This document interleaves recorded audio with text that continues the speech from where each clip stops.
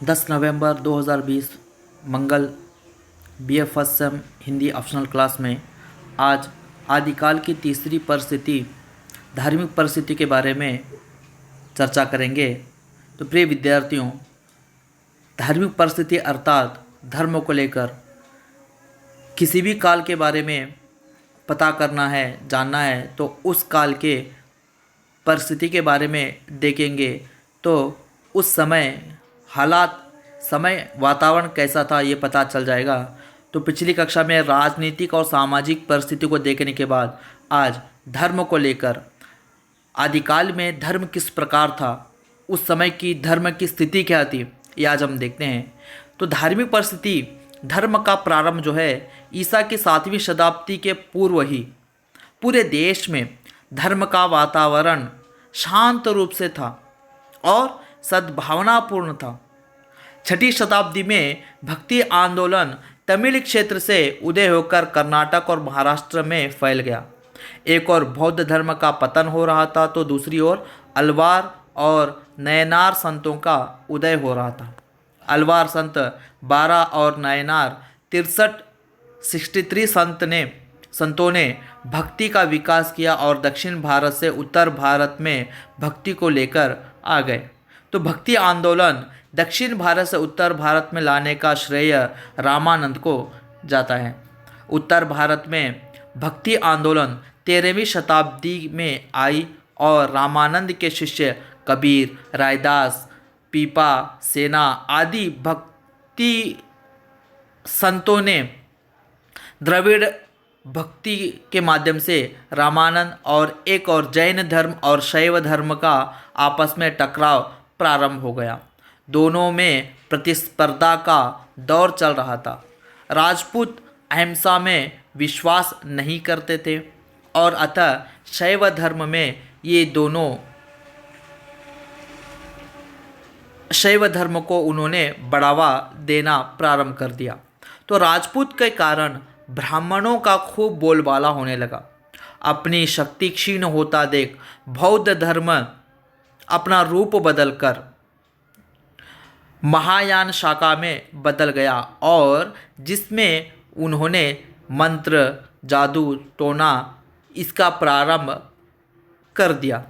लोग जादू टोने से प्रभावित होकर बौद्ध धर्म को स्वीकार करने में जुट गए। तो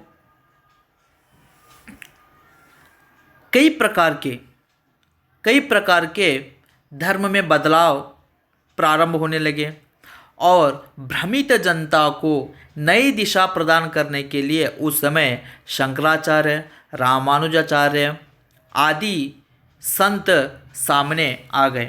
तो यहाँ पर प्रिय विद्यार्थियों हम देख सकते हैं कि भक्ति आदिकाल में बौद्ध धर्म और वैदिक धर्म उस समय प्रमुख धर्म था। साथ ही साथ बौद्ध, जैन, नाथ धर्म ये उस समय वैदिक धर्म के साथ साथ ये धर्म भी चल रहे थे। इन तीनों धर्मों के विचार अलग अलग थे और शंकराचार्य ने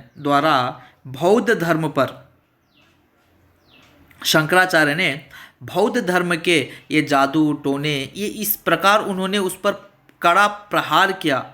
तो बौद्ध धर्म क्या हो गया, ये अपने धर्म के नीतियों से हटकर जादू टोने तंत्र मंत्र में इस चक्कर में पड़ गया और बौद्ध धर्म का 2 विभाजन हुआ, वज्रयान और महायान। तो तीसरा प्रकार यहाँ पर हम देखते हैं मंत्रयान। तो इस प्रकार इन धर्मों का व्यवहार पक्ष बड़ा ही अनिष्टकारी सिद्ध हुआ क्योंकि यहाँ पर मंत्रों के माध्यम से लोगों को अपनी ओर खींचना इनका एक कार्य बन गया।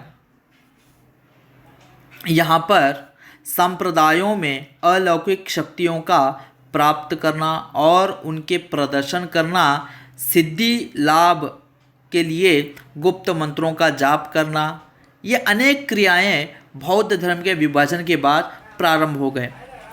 तो परिणाम स्वरूप इस प्रकार इसका धर्म के ये जो ठेकेदार थे, इनके अपने आपसी परिणाम के कारण निम्न जाति के लोगों पर इसका बड़ा प्रभाव पड़ा और यहाँ पर मंत्र सिद्धि प्राप्त करने के लिए स्त्रियों को, बच्चों को, निम्न जाति के लोगों का प्रयोग करने लगे और यहाँ पर कामुकता को बढ़ावा मिलने लगा, चमत्कार प्रदर्शन इसका भी बढ़ावा होने लगा और पूर्ण रूप से धर्म के नीतियाँ ग्रस्त होने लगे और मंत्रयान, जंत्र मंत्र ये ज़्यादा उपयोग में आने लगा। तो धीरे धीरे यहाँ पर धर्म का जब पूर्ण रूप से ग्रस्त होने लगा तो इस धर्म को, भक्ति को एक नई दिशा देने के लिए शंकराचार्य और रामानुजाचार्य सामने आए और धर्म में जो भी अंतःकलह थे, समाज के लोगों पर ये जो बुरा प्रभाव पड़ रहा था, तो इसको सुधारने का कार्य ये शंकराचार्य और रामानुजाचार्य के माध्यम से सफल हो पाया। ये धार्मिक परिस्थिति में हम देख सकते हैं। धन्यवाद।